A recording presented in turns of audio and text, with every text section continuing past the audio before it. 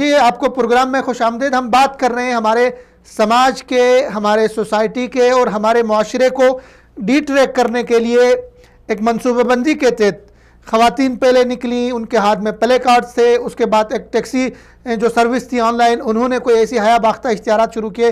ایک ماہر سماجیات کی نظر سے آپ اس سارے معاملے کو کیسے دیکھتے ہیں؟ السلام علیکم ورحمۃ اللہ وبرکاتہ، نحمدہ ونصلی علی رسول الکریم، بسم اللہ الرحمن الرحیم۔ فردوس جمال صاحب، میں آپ کا بہت مشکور ہوں کہ آپ نے ایک انتہائی اہم سماجی موضوع پر اظہار رائے کا موقع دیا۔ بنیادی بات یہ ہے کہ اپنے مذہب اور دین سے دوری ہی ایسی تمام معاشرتی اور سماجی خرابیوں کا سبب ہے۔ صحیح۔ انسانی تاریخ یعنی قوموں کی تنزلی اور بربادی معاشی بدحالی سے نہیں بلکہ اخلاقی تنزلی اور ناانصافیوں سے بھری پڑی ہوئی ہے۔ صحیح۔ پاکستانی معاشرے کی بدقسمتی یہ ہے کہ ہم دین اور دنیا دونوں سے پوری طرح باخبر نہیں ہیں، اسی لیے جو جس طرف آنکھتا ہے، ہوا جس طرف تیز چلتی ہے، اسی جھونکوں میں ہم جو ہے نا بھاگتے ہیں۔ کبھی عورتوں کی آزادی کے نام پر، کبھی انتہا پسندی کے نام پر، کبھی بچوں کی مزدوری کے نام پر، مختلف فربوں سے ہمارے معاشرتی کمزوریوں سے فائدہ اٹھایا جاتا ہے۔ صحیح۔ محترم، عورت ہو یا مرد، معاشرہ ہو یا خاندان، مذہبی، معاشرتی اور سماجی قدروں کے لباس میں خوبصورت لگتا ہے۔ صحیح۔ بدقسمتی سے جب لباس اتر جائے تو پھر کچھ باقی نہیں رہتا ہے، پھر انسان اور حیوان ایک جیسے ہوتے ہیں۔ صحیح۔ جب انسانی حص ختم ہو جاتی ہے تو پھر حیوانی معاشرے اور انسانی معاشرے کی قدریں جو ہے نا ختم ہو جاتی ہیں، ایک جیسا ہو جاتا ہے۔ صحیح۔ ساری مغربی دنیا میرے اور آپ کے سامنے ہے اور زندہ مثال ہے۔ صحیح۔ اب وہ اپنے اصل چاہتے ہیں، صحیح۔ لیکن مادر پدر آزادی نے اتنا ان کو بے لگام دیا اور انہوں نے اپنے خاندانوں کو، معاشرتی زندگی کو اتنا برباد کر دیا کہ ان کے بس میں نہیں رہا کہ وہ واپس اپنے اصل کی طرف لوٹ آئیں۔ صحیح۔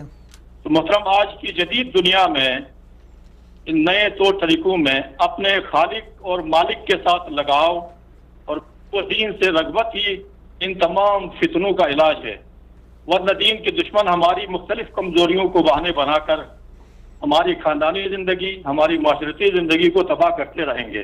صحیح۔ تو اصل اس کا حل یہی ہے کہ ہم اپنے اصل کی طرف لوٹ آئیں۔ صحیح، آپ نے بہت خوبصورت بات کی کہ ہمیں اپنے اصل کی طرف، اپنے دین کی طرف لوٹنا چاہیے، لیکن ہمارے ہاں ایک طبقہ ہے جسے ہم لیبرل طبقہ کہتے ہیں، وہ یہ نعرہ لگاتا ہے کہ اسلام جو ہے اور مشرقی روایات عورت کی ترقی کی راہ میں رکاوٹ ہے۔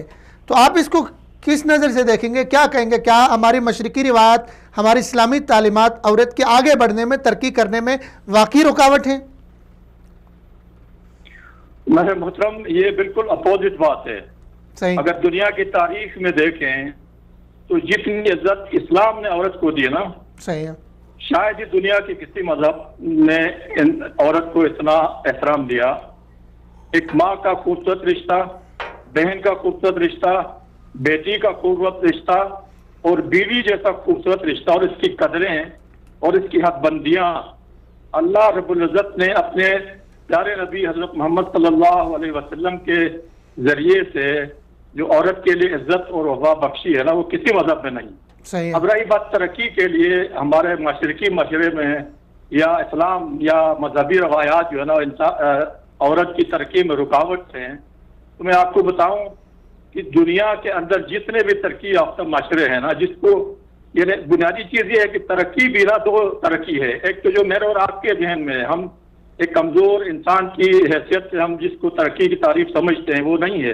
یورپ کی چکاچوند یہ چیزیں، عورت پورے خاندان کی بنیاد ہے، صحیح ہے، معاشرت کی بنیاد ہے، اور اس کی بنیاد اچھی ہو، وہ تعلیم اور تربیت والی ہو، حدود قیود والی ہو، تو پورا ایک خاندان اچھا ہوتا ہے، خاندان سے معاشرہ بنتا ہے، معاشرے سے ملک بنتا ہے، اور اس کی اثرات پوری دنیا میں ہوتے ہیں۔ صحیح ہے۔ اب اس کے لیے مختلف قسم کی مثالیں تاریخ کے اندر بڑی پڑی ہوئی ہیں، خواتین کی قربانیاں بھی ہیں، اور یہی ایک ذریعہ ہے جو خواتین معاشرتی تمام معاملات میں حصہ دار ہیں، یہ حدود قیود کے اندر رہتے ہوئے معاشرے کی ترقی میں بہت معین ثابت ہوتی ہیں۔